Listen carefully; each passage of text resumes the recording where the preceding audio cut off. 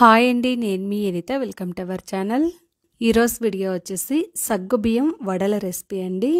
ఈ సగ్గుబియ్యం వడల్ని ఎలా చేసుకోవాలి ఏంటి అనేది అయితే ఈ వీడియోలో చేసి చూపించబోతున్నాను.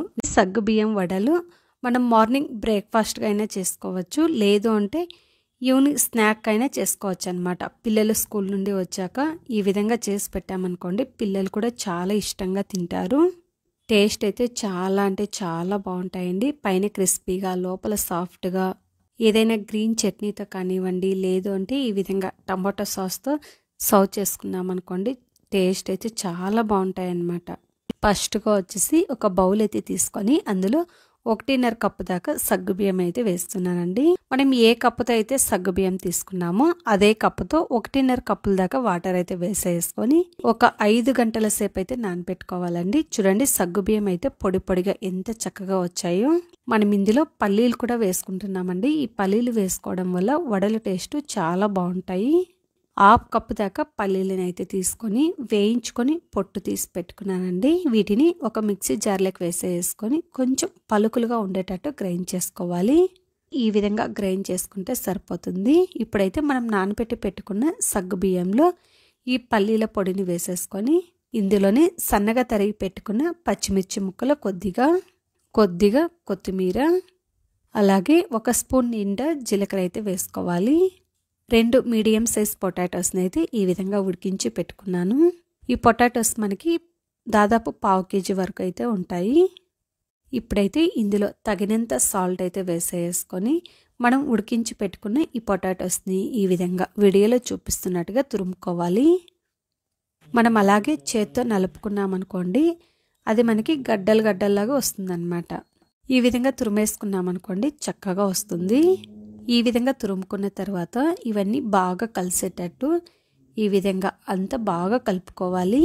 ఇందులో మనం వాటర్ అస్సలు వేయకూడదండి. పొటాటో అలాగే సగ్గుబియ్యం నానపెట్టి పెట్టుకున్నాం కదండి, వీటికున్న తడే సరిపోతుందన్నమాట. ఈ విధంగా సగ్గుబియ్యం ఈ పొటాటో మిశ్రమం అంతా బాగా కలిసేటట్టు బాగా కలుపుకోవాలండి. మీకు ఇందులో కొద్దిగా కారం తక్కువ ఉందని అనిపిస్తే మరికొన్ని పచ్చిమిర్చి ముక్కల్ని కట్ చేసి వేసుకోండి. చిల్లీ పౌడర్ని అయితే అస్సలు వేయకూడదన్నమాట. చూసారు కదండి, ఈ విధంగా కలుపుకుంటే సరిపోతుందన్నమాట. చూడండి, ఉంట కూడా ఎంత చక్కగా వస్తుందో. ఇప్పుడైతే చేతికి కొద్దిగా ఆయిల్ అప్లై చేసుకొని కొంచెం మిశ్రమం తీసుకుంటూ ఈ విధంగా వడ షేప్లో ఒత్తుకోవాలి. మనం ఉద్ది వడ ఏ విధంగా అయితే చేసుకుంటామో సేమ్ అదే విధంగా వడ షేప్లో వేసుకొని సెంటర్కి ఈ విధంగా హోల్ పెట్టుకోవాలన్నమాట. ఇలా హోల్ పెట్టి చేసుకుంటే మనకు వడ కూడా అన్ని వైపులా చక్కగా కాలుతుంది. ఇదే విధంగా మిగతా వాటినన్నింటినీ కూడా రెడీ చేసేసుకోవడమే. మీకు ఈ విధంగా హోల్ పెట్టి చేసుకోవడం ఇష్టం లేదు అనే వాళ్ళు ఇలా టిక్కీలు అయినా కూడా చేసుకోవచ్చు. నేనైతే ఈ విధంగా అన్నింటికి హోల్ పెట్టి అయితే రెడీ చేసుకున్నాను. నేను తీసుకున్న సగ్గుబియ్యంకి 28-30 దాకా వడలైతే వచ్చాయి. ఈ విధంగా రెడీ చేసుకున్న తర్వాత ఇప్పుడైతే డీప్ ఫ్రై చేసేసుకోవడమే. డీప్ ఫ్రైకి సరిపడా ఆయిల్ కూడా ముందే పెట్టేసుకున్నానండి. ఆయిల్ కూడా బాగా హీట్ అయిపోయింది. ఇప్పుడైతే ఒక్కొక్కటిగా ఆయిల్లో వేసుకుంటూ 2 వైపులా చక్కగా ఫ్రై చేసుకోవాలి. ఇలా ఆయిల్లో వేసుకున్న తర్వాత మనం వెంటనే కదపకూడదండి. వెంటనే కదిపామనుకోండి అవి చెదిరిపోతాయి అన్నమాట. కొంచెం పైన నురుగు తగ్గిన తర్వాత ఒక్కొక్కటిగా ఈ విధంగా ఇంకొక వైపుకి టర్న్ చేసుకోవాలి. స్టవ్ని మీడియం ఫ్లేమ్లో పెట్టుకొని ఫ్రై చేసుకోవాలండి. హై ఫ్లేమ్లో పెట్టేస్తామనుకోండి, పైన తొందరగా కలర్ చేంజ్ అయిపోతాయి, లోపల అస్సలు ఉడకవన్నమాట. అటువైపు ఇటువైపు 2 వైపులా టర్న్ చేసుకుంటూ మంచి బ్రౌన్ కలర్ వచ్చేంత వరకు వేయించుకోవాలి. చూడండి, ఈ విధంగా ఫ్రై చేసుకున్న తర్వాత ఒక ప్లేట్లోకి అయితే తీసేసుకొని మిగతా వాటిని అన్నింటినీ కూడా ఇదే విధంగా ఫ్రై చేసేసుకోవడమే. మనం ఇందులో పల్లీలు వేసి చేసుకున్నాం కదండి, ఆ పల్లీలు వేసి చేసుకోవడం వల్ల వడల టేస్ట్ మరింత రుచిగా ఉంటాయి. పిల్లలు స్కూల్ నుండి వచ్చాక ఈ విధంగా చేసి పెట్టామనుకోండి, పిల్లలు కూడా చాలా ఇష్టంగా తింటారు. ఈ విధంగా ఫ్రై చేసుకున్న తర్వాత వీటిని కూడా ఒక ప్లేట్లోకి అయితే తీసేసుకొని వేడిగా సర్వ్ చేసుకొని ఏదైనా చట్నీలతోటి కానివ్వండి, లేదు అంటే టమాటో సాస్తో సర్వ్ చేసుకొని తిన్నామనుకోండి, టేస్ట్ అయితే చాలా బాగుంటాయి. గ్రీన్ చట్నీ అయినా టమాటో చట్నీ అయినా టేస్ట్ అయితే చాలా బాగుంటుంది. చూడండి, వేడిగా సగ్గుబియ్యం వడలైతే రెడీ అయిపోయాయి. పైన క్రిస్పీగా, లోపల సాఫ్ట్గా, టేస్ట్ అయితే చాలా అంటే చాలా బాగుంటాయి. వడలు కూడా ఎంత చక్కగా వచ్చాయో కదండి, టేస్ట్ కూడా అంతే బాగుంటాయి అన్నమాట. ఒక్కటైతే తుంపి చూపిస్తాను చూడండి. లోపలైతే ఎంత సాఫ్ట్గా ఉన్నాయో చూస్తుంటేనే నోరు ఊరిపోతుంది కదండి. మరి ఇంకెందుకు ఆలస్యం, మీరు కూడా ఈ విధంగా ఒకసారి ట్రై చేసి మీ ఇంట్లో వాళ్ళకి ఈ విధంగా చేసి పెట్టండి. వాళ్ళు కూడా చాలా ఇష్టంగా తింటారు. చాలా తేలికగా అన్ని ఇంట్లో ఉన్న వాటితోనే బన్ దోశ అలాగే టమాటో పల్లి చట్నీ ఎలా చేసుకోవాలి అనేది అయితే చూపిస్తాను. ఫస్ట్గా వచ్చేసి చట్నీని అయితే ప్రిపేర్ చేసుకుందామండి. దీనికోసం వచ్చేసి స్టవ్ ఆన్ చేసుకొని ఒక ప్యాన్ పెట్టుకొని అందులో 1 టేబుల్ స్పూన్ దాకా ఆయిల్ వేసేసుకొని కొద్దిగా పచ్చిమిర్చి ముక్కలు 4 టమాటాలని ఈ విధంగా కట్ చేసి తీసుకున్నాను వేసేసుకొని ఇవి రెండింటిని ఈ విధంగా బాగా వేయించుకోవాలి. ఇలా వేయించుకున్న తర్వాత ఇప్పుడు మూత పెట్టేసి ఒక్క 2 నిమిషాల పాటు ఈ టమాటోస్ని బాగా మగ్గించుకోవాలన్నమాట. చూడండి టమాటోస్ ఈ విధంగా మగ్గిన తర్వాత ఇందులో కొద్దిగా అల్లం ముక్కలు, 2 వెల్లుల్లిపాయలు, 1/2 టేబుల్ స్పూన్ దాకా జీలకర్ర, చిటికెడంత పసుపు, కొద్దిగా చింతపండుని వేసేసుకొని ఒక్క 2 నిమిషాల పాటు ఈ విధంగా కలుపుతూ వేయించుకోవాలి. మీ దగ్గర చింతపండు గుజ్జు ఉన్నింది అనుకోండి, మీరు చట్నీ గ్రైండ్ చేసుకునేటప్పుడైనా కూడా వేసుకోవచ్చు అనమాట. టమాటో ముక్కలంతా ఈ విధంగా మగ్గితే సరిపోతుంది. ఇప్పుడు స్టవ్ ఆఫ్ చేసేసి దీన్ని పక్కన పెట్టేసుకొని ఒక మిక్సీ జార్ అయితే తీసుకొని అందులో సూజీ రవ్వ 1 కప్పు దాకా వేసుకొని మెత్తటి పౌడర్లా గ్రైండ్ చేసుకోవాలి. ఇలా గ్రైండ్ చేసుకున్న తర్వాత ఇందులోనే 1 మీడియం సైజు బంగాళదుంపని ఈ విధంగా సన్నగా తరిగి తీసుకున్నానండి. ఈ ముక్కలు కూడా ఇందులో వేసేసుకొని మనం ఏ కప్పుతో అయితే రవ్వ తీసుకున్నామో అదే కప్పుతో 1 కప్పు దాకా వాటర్ అయితే వేసేసుకొని మెత్తటి పేస్ట్లా గ్రైండ్ చేసుకోవాలి. బంగాళదుంప ముక్కలు ఇంకా కొద్దిగా ఉన్నాయండి, నేను మళ్ళీ గ్రైండ్ చేసుకున్నాను. మీరు గ్రైండ్ చేసుకునేటప్పుడే చూసుకొని గ్రైండ్ చేసుకోండి. ఇప్పుడైతే ఈ పిండిలో తగినంత ఉప్పు అయితే వేసేసుకొని ఒక్కసారి ఈ విధంగా కలిపేసి ఈ పిండిని ఒక 10 నిమిషాల పాటు నానపెట్టుకోవాలి. ఇది నానేలోపు మనకి టమాటో ముక్కలు కూడా చల్లారాయండి. ఇవి కూడా ఒక మిక్సీ జార్లోకి వేసేసుకొని రుచికి సరిపడా ఉప్పు అలాగే పల్లీలు కొద్దిగా తీసుకున్నానండి. వేయించి పొట్టు తీసి పెట్టుకున్న పల్లీలు, కొద్దిగా కొత్తిమీర వేసేసుకొని మెత్తటి పేస్ట్లా కాకుండా కొంచెం బరకగా ఉండేటట్టు గ్రైండ్ చేసుకోవాలి.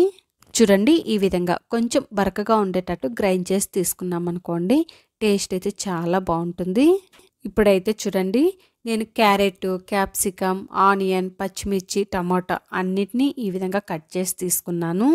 వెజిటేబుల్స్ అయితే మీ ఇష్టం అండి, మీకు ఏ వెజిటేబుల్స్ కావాలి అంటే ఆ వెజిటేబుల్స్ని అయితే వేసుకోవచ్చు. ఇప్పుడైతే మనం ముందే గ్రైండ్ చేసి నానబెట్టి పెట్టుకున్న ఈ పిండిలో ఉల్లిపాయలు, క్యారెట్ ముక్కలు అలాగే పచ్చిమిర్చి ముక్కలు, టమాటో అలాగే క్యాప్సికమ్ ముక్కలు కూడా వేసేసుకొని సన్నగా తరిగి పెట్టుకున్న కొత్తిమీర కూడా కొద్దిగా వేసేసుకొని 1/2 టేబుల్ స్పూన్ దాకా జీలకర్ర, 1/4 టీ స్పూన్ దాకా వంట సోడా కూడా వేసుకున్నానండి. ఇదైతే మెయిన్ అండి, మనకి బన్ దోశల్లో వంట సోడా కంపల్సరీగా వేసుకోవాలన్నమాట. వేసేసుకొని ఈ పిండిలో ఈ ముక్కలంతా బాగా కలిసేటట్టు ఈ విధంగా అంతా బాగా కలుపుకోవాలి. చూడండి పిండి కన్సిస్టెన్సీ వచ్చేసి మనకి ఈ విధంగా ఉండాలన్నమాట. ఇప్పుడైతే స్టవ్ ఆన్ చేసుకొని ఈ బన్ దోశలు చేసుకోవడం కోసం నేను తాలింపు కడాయి అయితే తీసుకున్నానండి. ఈ కడాయిని పెట్టేసుకొని ఒక 1/2 స్పూన్ దాకా ఆయిల్ అయితే వేసేసుకొని ఆయిల్ బాగా హీట్ అయిన తర్వాత పిండిని ఈ విధంగా బన్ దోశల్లాగా కొంచెం మందంగా వచ్చేటట్టు వేసుకోవాలన్నమాట. మూత పెట్టి ఒకవైపు చక్కగా కాల్చుకున్న తర్వాత ఇంకొక వైపుకి టర్న్ చేసుకున్నారనుకోండి, లోపల సాఫ్ట్గా ఫ్లఫీగా బన్ దోశలు అయితే చక్కగా రెడీ అయిపోతాయి. ఈ బన్ దోశల్లో మ్యాక్సిమం అన్ని రకాల కూరగాయల్ని వేసుకోవచ్చండి, టేస్ట్ అయితే చాలా బాగుంటాయి. మనమే చూడండి క్యారెట్, క్యాప్సికమ్, పొటాటో, టమాటో ముక్కలు, పచ్చిమిర్చి, ఉల్లిపాయ ముక్కలు అన్నీ వేసుకున్నాం కదండి. కూరగాయలే తినని పిల్లలకి ఈ విధంగా చేసి పెట్టండి. నార్మల్ దోశల పిండితో కూడా ఈ విధంగా బన్ దోశలు చేసుకోవచ్చండి, చాలా బాగుస్తాయి, టేస్ట్ కూడా చాలా బాగుంటాయి. తప్పకుండా ఒకసారి ట్రై చేయండి. ఇప్పుడైతే చూడండి రెండోసారి బన్ దోశ కూడా వేసేసుకున్నాను. ఈ విధంగా రెండు వైపులా అటువైపు ఇటువైపు టర్న్ చేసుకుంటూ చక్కగా కాల్చుకోవాలి. ఇదే విధంగా మిగతా మిశ్రమాన్ని అంతా కూడా మనం బన్ దోశలా చేసేసుకోవడమే. చూడండి బన్ దోశలు అయితే చక్కగా రెడీ అయిపోయాయి.